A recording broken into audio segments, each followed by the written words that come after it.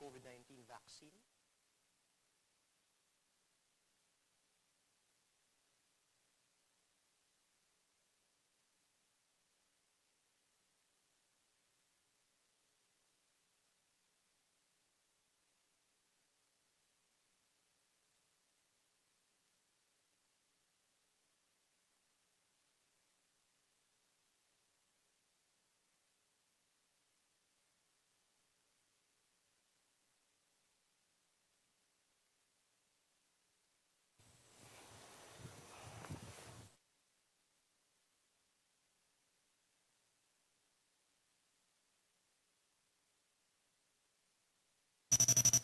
The Interior Department has identified a possible suspect in the alleged sale of COVID-19 vaccines in the country.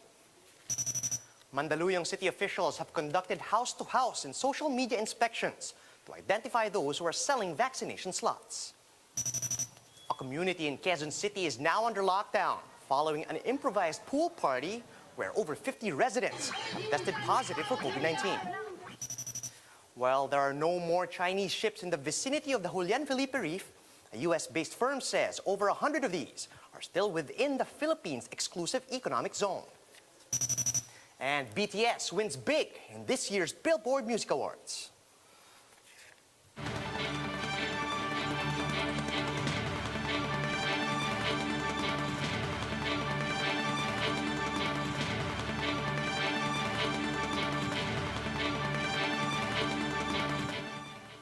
Fast, focused, and fearless. Here's everything you need to know as you jumpstart your day. I'm Charles Lejano. Starting today's newscast with authorities identifying a possible suspect for the selling of COVID-19 vaccines in the country. Speaking with the big story, Interior Undersecretary Jonathan Malaya revealed that the person was identified following testimony from a netizen. However, the suspect supposedly deactivated all of his social media accounts, and he cannot be reached through regular means of communication. Malaya admits that various vaccine scams could happen, and it is up to local officials to make sure that their vaccine supply remains safe. It's perfectly possible, and it's perfectly viable at this time, especially now that cybercrime incidents have increased during the pandemic. What the DILG needs to do is to be very vigilant, to have a very clear inventory of the vaccines in their possession and make sure that only those who are registered and are able to be inoculated, and to make sure that these vaccines are not used for illegal purposes. Meanwhile, local officials from the city government of Mandaluyong have conducted house-to-house and social media inspections to determine those who are selling vaccination slots. This was confirmed by Mandaluyong City's Public Information Office Chief, Jimmy Isidro, in an interview with 1PH sa Totoo Lang. Isidro says they've also sought the help of the NBI in their investigation. Kung merong koneksyon ang mga empleyado namin, hindi po kami mangigiming tanggalin yan. At wala pa po kasi tayo doon sa investigasyon na may nag-involve na local government official or employees. Malacanang has also reiterated that selling COVID-19 vaccines and vaccination slots remain illegal. Presidential spokesperson Harry Roque said those found guilty of such activities will be penalized. Wala pong bakuna na binebenta dahil wala pa pong bakuna na binigyan ng commercial use. Kaya po hindi dapat ibenta ang mga bakuna, lahat po yan ay nasa emergency use pa lamang. Hindi pa po tapos yan sa 4th clinical trial. Ng mga nagbebenta ng slot, yan po ipinagbabawal din natin, kasi wala naman pong karapatan ng kahit sino na magbenta ng kanilang slot. Over 50 people have tested positive for COVID-19 in Quezon City following several superspreader events held in the city this month. Faith Del Mundo with the details.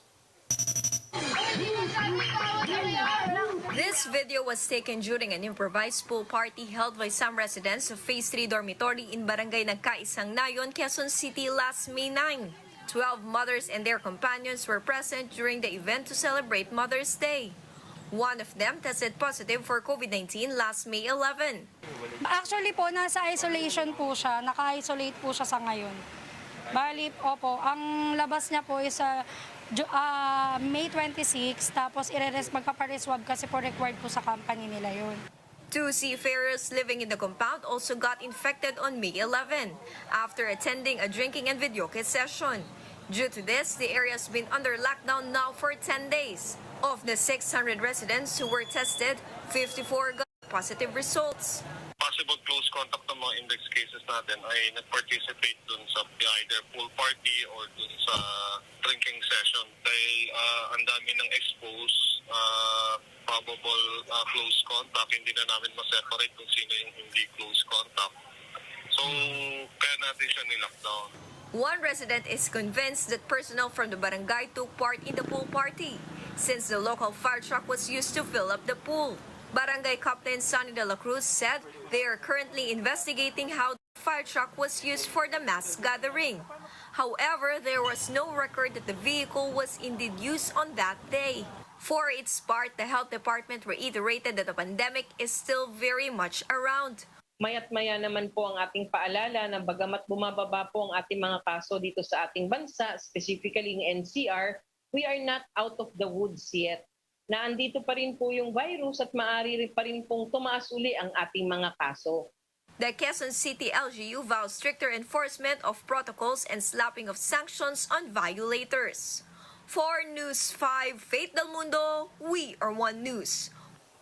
While there are no more Chinese ships left in the vicinity of Julian Felipe Reef, a U.S.-based company warns that they have yet to leave the country's exclusive economic zone. U.S.-based geospatial imagery and data analytics firm Similarity says that approximately 120 Chinese fishing vessels are still within the Philippines EEZ, specifically along the Burgos Reef in Spratlys. The report also said that the Chinese ships left the Julian Felipe Reef between March 24 and April 28 and moved to the Union Banks before gathering near Burgos Reef. Similarity adds that a total of 261 ships have been sighted at Spratlys from May 13 to 18. Majority of which resemble those that previously swarmed the Julian Felipe Reef. The Valenzuela city government confirmed that an 18-year-old man with autism was shot dead by a policeman over the weekend.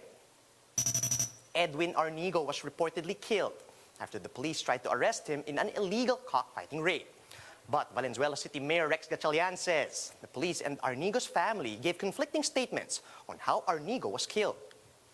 According to the policeman, the 18-year-old was involved in a scuffle that broke out after the police raided an illegal cockfight. They further claimed that Arnigo tried to grab a gun from one of the policemen, leading him to accidentally getting shot. But the victim's mother refuted these statements, as she says Arnigo was simply buying ice candy and was not involved in any illegal gambling activities during the time that he was killed. She added that her son was afraid of cops, so it's impossible that he would suddenly try to take a gun from one of them. In fact, the victim's mother says they have eyewitnesses who can testify that Arnigo was killed by a policeman in a different location and was only dragged to the cockpit to make it seem like he was involved in the raid. Mayor Rex Gatchalian vows to get to the bottom of the issue to deliver justice where it is due.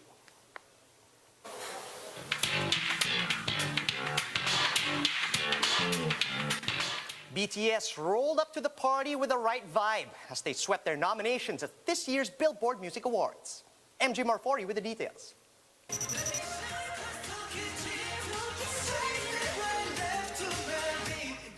Time and again, BTS have proven that they're the world's best. For the second time in 3 years, BTS won Top Group at the Billboard Music Awards. They are also the BBMAs Top Social Artist for the 5th straight year. The septet also bagged the Top Song Sales Artist. Their smash hit Dynamite caught the Top Selling Song Award. So we are BTS! Thank you, BBMAs, for the Top Selling Song Award, which is amazing and huge.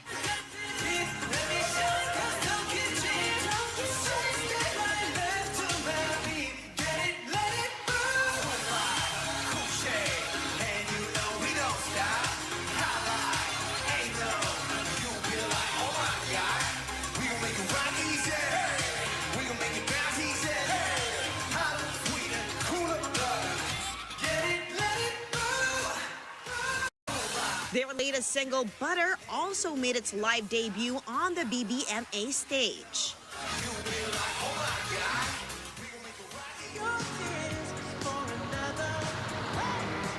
Other big winners include The Weeknd, who won 10 out of 16 nominations. Thank you, and thank you to my fans, of course. Drake, who was hailed as Artist of the Decade with the most BBMA wins ever at 29. Smart has exclusively streamed this year's BBMAs to subscribers via the gigafest.smart portal. For News 5, MJ Marfori, we are One News. Despite falling short of bagging the top social award in this year's Billboard Music Awards, Pinoy pop group SB19 won big when it comes to support. Two of the country's premier arts and culture agencies expressed their support for SB19's bid for the top social award. The Cultural Center of the Philippines tweeted instructions on how to vote for SB19 and the BBMAs, pointing out that they are the first local act to be nominated for the award. The National Commission for Culture and the Arts also showed their support and promoted the group's guesting in its digital show next month. The commission even urged Filipinos to continue supporting SB19. And that's how the day is shaping up to be. Join us again later at 10 a.m. as we monitor the day's biggest stories from sunrise to sundown. You can also catch One News on Signal Play. Just register for a free account at www.signalplay.com and stream One News live anytime, anywhere. I'm Charles Lejano. Mask on, wash hands, and stay safe, Philippines. We're One News.